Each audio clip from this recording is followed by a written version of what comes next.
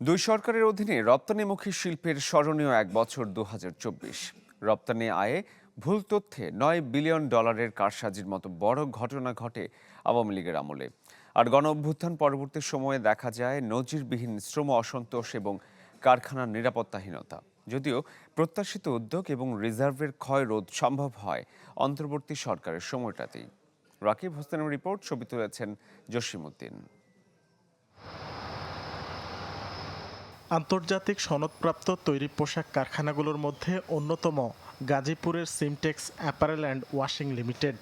বছর জুড়ে সক্ষমতার ৮৫% উৎপাদন ধরে রাখে রাইজিং গ্রুপের এই প্রতিষ্ঠান, যাতে বড় ভূমিকা ছিল স্বয়ংক্রিয় যন্ত্রপাতির। গ্রুপের ব্যবস্থাপনা পরিচালক জানান, ২০২৪-এ সবচেয়ে বড় চ্যালেঞ্জ ছিল শ্রম অসন্তোষ ও কারখানার নিরাপত্তা ইস্যু, যে কারণে হাতছাড়া হয়েছে ক্রয়াদেশ।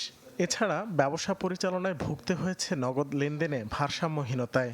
কোনো কিছু প্ল্যান অনুযায়ী হয়নি। ২০২৪ সালে নতুন করে বিনিয়োগ করার যে পরিকল্পনা ছিল, এটা টোটালি আমরা স্থগিত রেখেছি।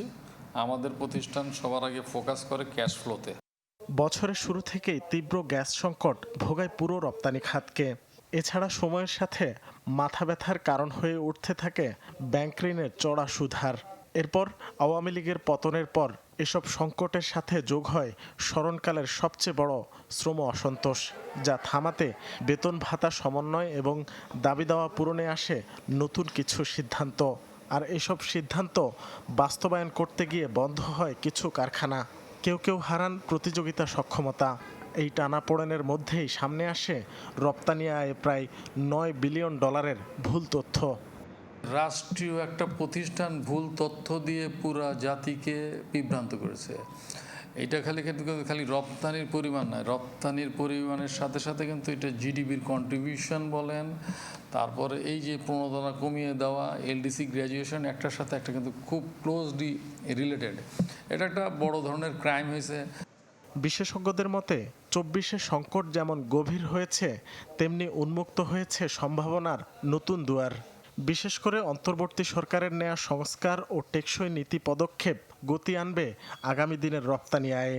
সামগ্রিক অর্থনৈতিক যে পরিস্থিতি, মূল্যস্ফীতির চাপ এবং বিজনেস যে পরিবেশ, সেটার যে একটা বড় ধরনের একটা চ্যালেঞ্জের মধ্য দিয়ে গেছে। আমরা দেখেছি পরের দিকে এসে আমাদের ম্যাক্রো ইকোনমিক ম্যানেজমেন্ট ভালো হয়েছে।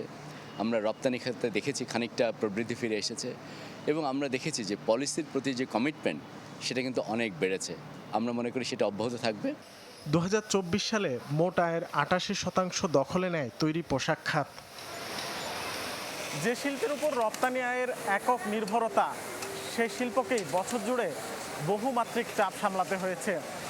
এই চাপের মাঝেও যারা $১০০ বিলিয়ন রপ্তানির গল্প শুনিয়ে এসেছেন, তারা পালিয়েছেন ২৪-এই।